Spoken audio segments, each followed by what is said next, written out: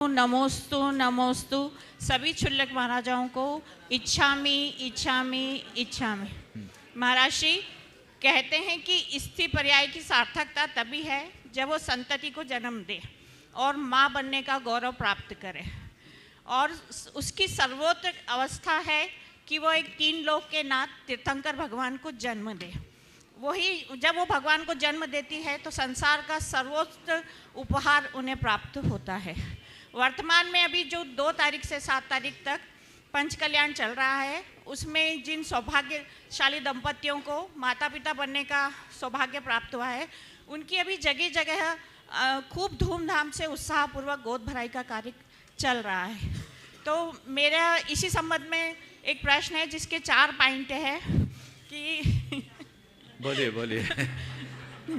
गोद भराई का क्या महत्व है, उसे किस विधि से भरना चाहिए, किस भावना के साथ भरना चाहिए, और जब गोद भराई के पश्चात माता वापस कुछ सामग्री उनकी आंचल में डालती है तो उसका क्या महत्व है। और यह प्रश्न महाराज श्री सभी युवा पीढ़ी के मन में है, जिसका आप पूरा विस्तार सहित उत्तर दें।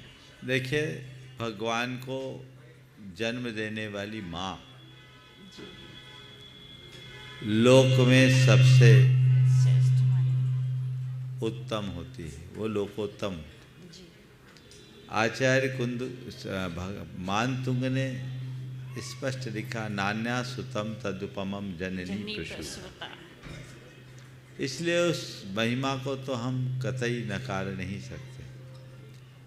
लेकिन अब माता पिता बने हैं, उनका स्वागत सत्कार गोद भराई आदि की जो प्रक्रियाएं हैं, ये एक प्रकार की प्रभावना है। इससे भाव विशुद्धि भी बढ़ती है। सामने वाले व्यक्ति को इस बात का एहसास होता है कि मैं किस भूमिका पे पहुंच रहा हूं,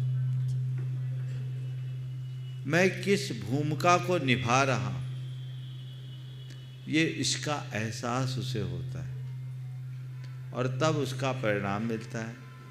उसको भी विशुद्धि बढ़ती है, लोगों की भी विशुद्धि बढ़ती है। नहीं तो माँ बाप बन गए, बनाने के बाद आप उनका स्वागत सत्कार करते हैं। ये गोद भराई तो अभी उसका स्वागत है। बाद में सीमंतनी क्रिया का वर्णन आगम में आता है, जो गर्भ कल्याणक के बाद होता है। जब माँ गर्भ धारण करती है तो सीमंतनी क्रिया होती है, जिसको आप लोग 8वां पूजने की बात करते हैं। तो वो क्रियाएं आगम में हैं और उसमें महिलाएं जो लोक व्यवहार में करती वो सब करते हैं। पंच कल्याणक को एक केवल क्रिया न बनाकर उसे जीवंतता प्रदान करने की चेष्टा होती, और इसलिए उसमें ये सारे कार्यक्रम जोड़े जाते हैं जिससे उसमें जीवंतता प्रकट हो सके। तो ये उसका ही रूप है। तो ये केवल प्रभावना है। आगम में ऐसा नहीं लिखा कि कोई माता पिता बने तो उसका तुम रोज गोद भराई का कार्यक्रम करो, पर सब चीज़ें लिखी नहीं जाती, कुछ चीज़ें व्यवहार में स्वतः आ जाती। ये तो सहज प्रभावना है। अरे तुम महाभाग्यशाली हो, तुम्हें ये अवसर मिला, हम ये अवसर नहीं पा पाए, तुम्हारा सत्कार करके ही हम धन्य हो जाएंगे।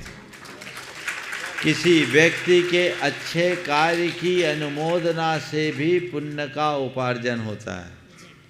तो ऐसा जो ये कार्य है, ये पुण्योपार्जन का हेतु है, इसमें लाभ है, सोचना नहीं चाहिए। और इन्हीं को देखकर फिर कईयों के मन में भी आता है, काश हम भी बन जाते। अभी भी आ रहा है। कई लोग तो कह रहे हम चूक गए, हो जाता तो बहुत अच्छा होता। अब तो जिसका योग होता है वही होता है, तो कई चीज़ें ऐसी हो जाती है। तो ये एक प्रभावना है। रहा सवाल उस सामग्री का, वो क्या करे। आप किसी को भेंट कर दिए कोई चीज़, तो वो किसकी हुई? उसकी हुई। पर महर्षि वो वापस झोली में कुछ डालते हैं कि प्रसाद रूप। जो बोल रहा हूँ सुनो तो पहले, आपने जो उनको दिया जी, वो किसका हुआ? उन्हीं का। अब वो उसका जो चाहे उसमें से आपको दे, दूसरों को दे, खुद रखे, कुछ करे, वो उसकी बात है। वो माल अब उसका हो गया, आपका नहीं। समझ गए?